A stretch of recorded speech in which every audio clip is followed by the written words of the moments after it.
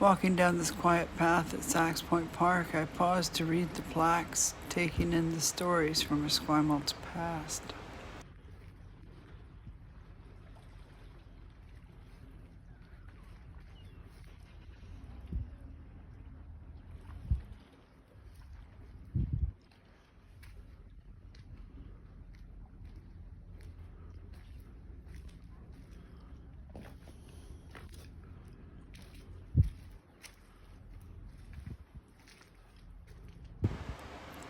Off in the distance, a rainstorm drifts across the harbor, casting a soft veil over the mountains.